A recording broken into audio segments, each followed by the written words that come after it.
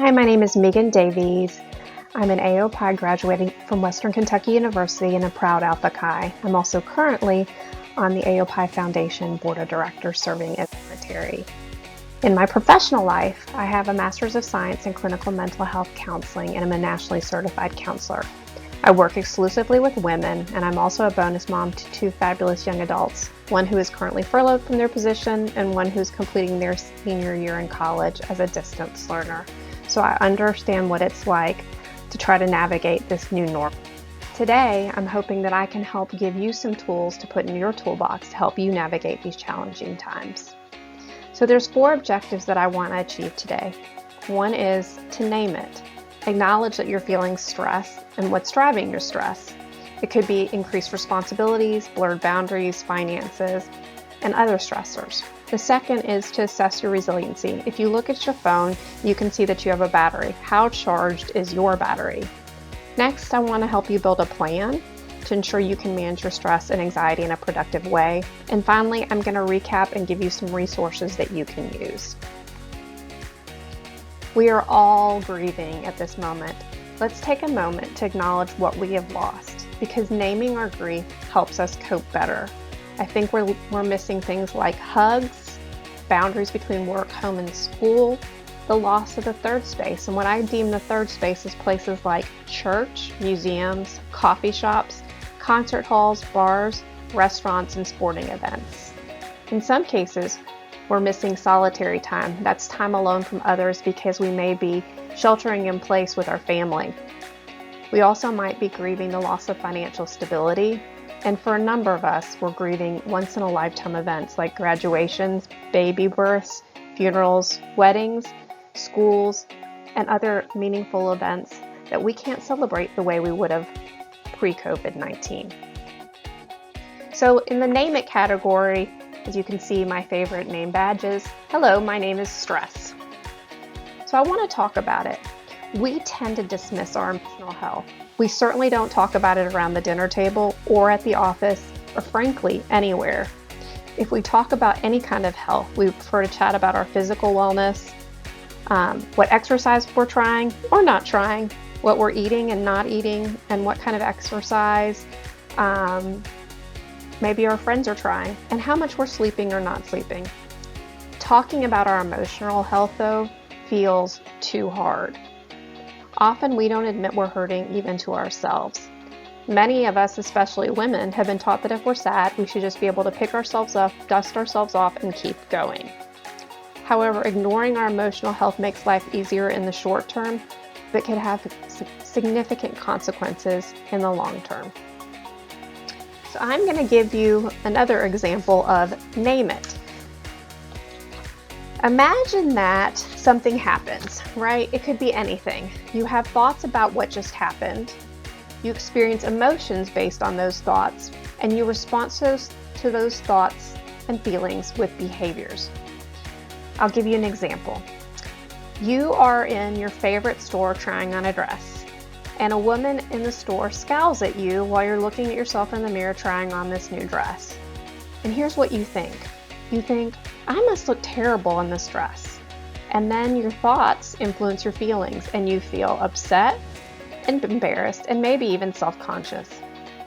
And that affects your behaviors. You replay the situation over and over in your head and think, maybe you need to lose weight and that you look fat. What I would say to yourself, is that rational?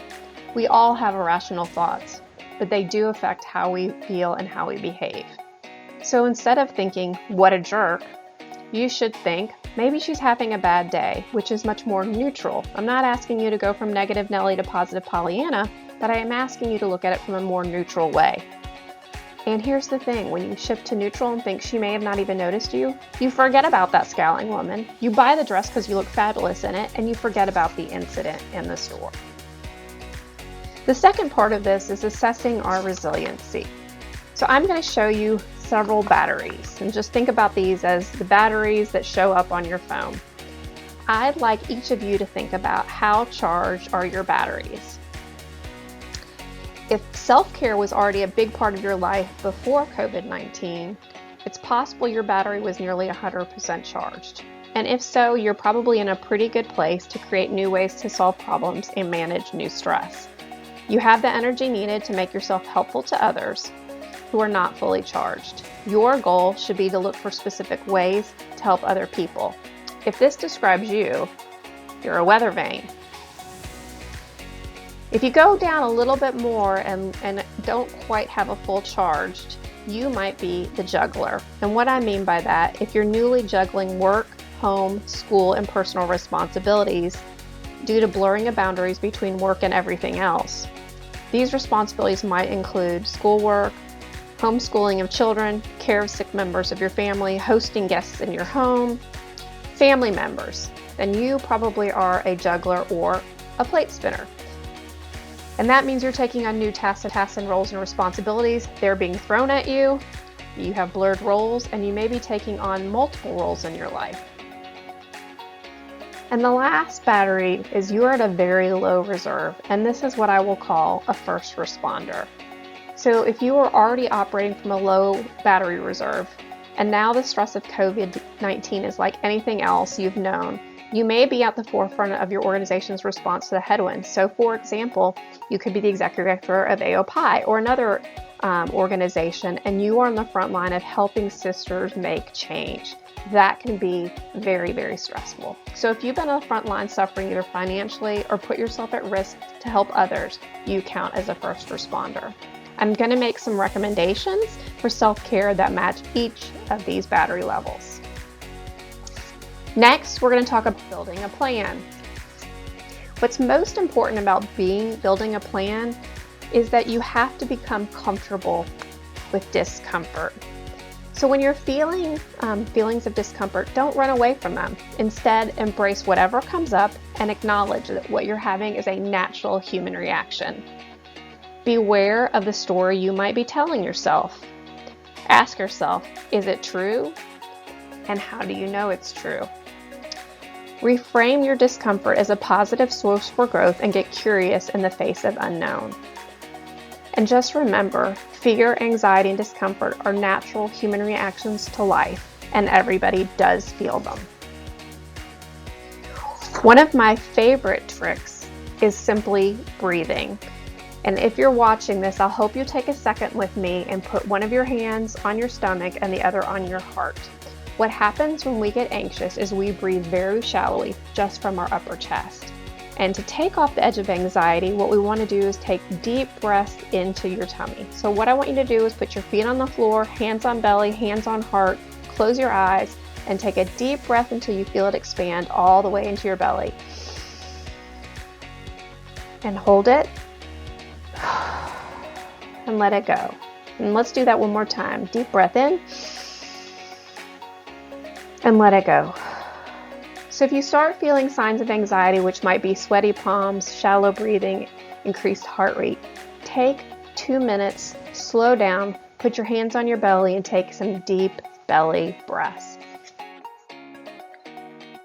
So if you categorize yourself as a first responder with very low battery reserves, there's 3 things that I want you to do. One is, I don't want you to start your day with your phone by your bed. Don't use it as an alarm. This will start your day immediately looking at your phone screen and get the demand started on your day before you even get out of bed. So I want you to get an old-fashioned alarm clock. The other thing that I want you to do before you look at that phone is take 5 to 10 minutes completely to yourself to do something that you like to do.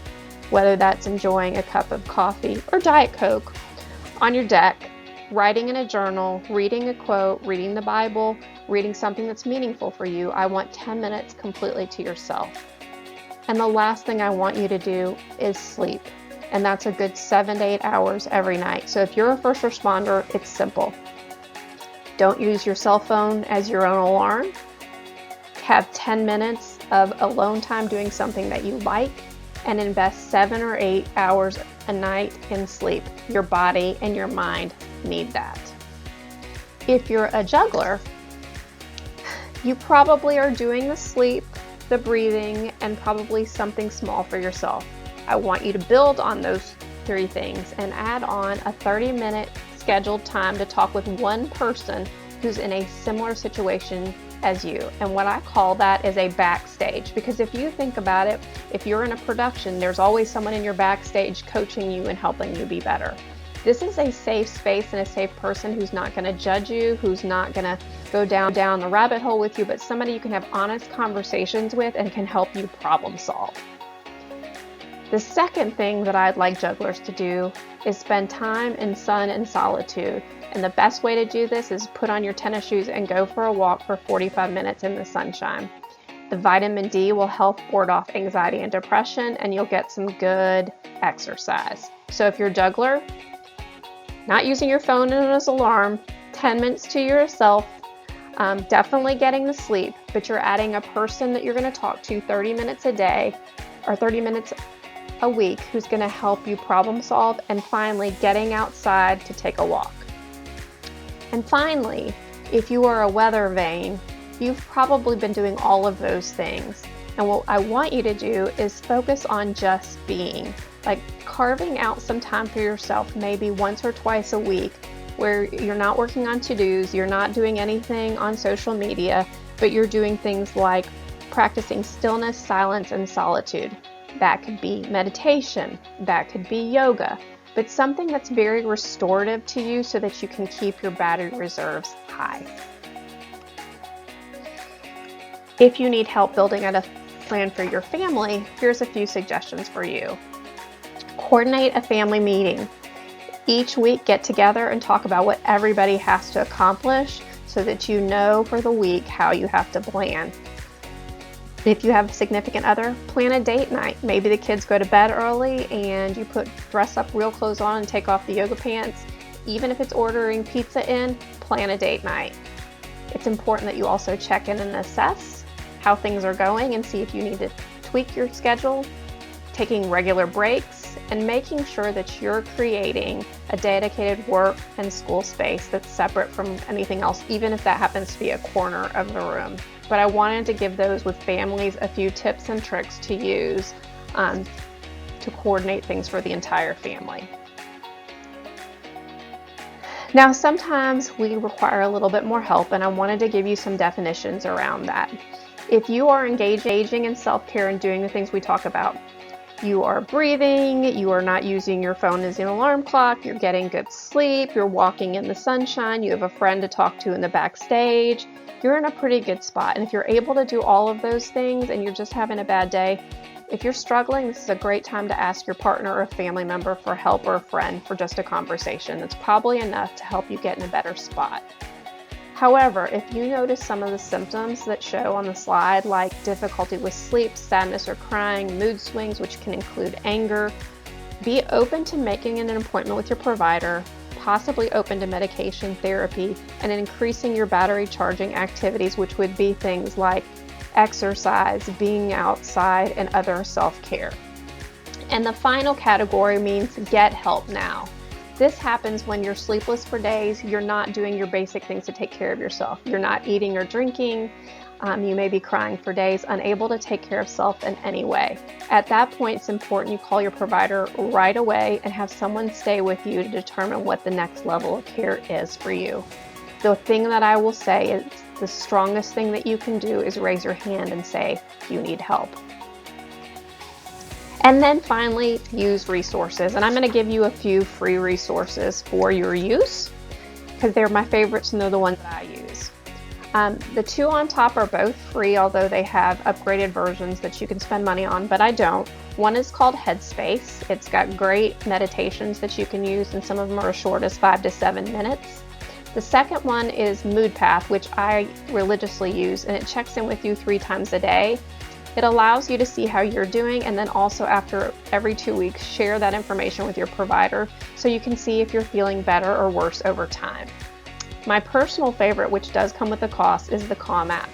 And so I use that every night and listen to sleep stories to help me go off to sleep.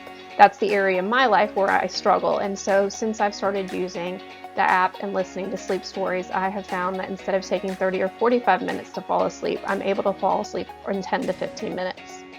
There's also some great meditations and things that are specific, like if you're feeling anxious, There's some meditations around anxiety. There's meditations that deal with stress for calm mind. And my favorite one that I just got reading is a 5-part series from LeBron James. It's awesome. If you're looking for additional free resources, I would encourage you to go to www.hellohealthtoday.com/episodes, and you will find dozens of podcasts that are anywhere from 7 to 13 minutes that can give you tips and tricks to help manage your mood and emotions. And finally, in a recap, number 1, you want to name it and name how you're feeling. You want to assess your resiliency and see where your battery charge level is. Number 3, you want to build a plan. And number 4, you want to use those resources. And if you think about your resources, I would bucket those in 3 categories. 1 is your body, and that's the physical self-care, because that's going to keep you healthy and strong. The second is mind, because your psychological well-being goes a long way to help sustain you in difficult times like this. Understanding who you are at your core and what makes you tick and how you're different from others around you. Spirit, and this doesn't necessarily have to be religion, but cultivate a belief system that brings you hope and faith. It helps you to sustain you on a daily basis, especially in trying and challenging times. And finally, I think this is super important, and this is why we have our sisterhood, is supportive people. Surround yourself with people who encourage and nurture you. These are people who know you, like who you are, and are willing to help you become your best self. People with no ulterior motive or private agenda. These are people you can always turn to listen and or provide advice if needed.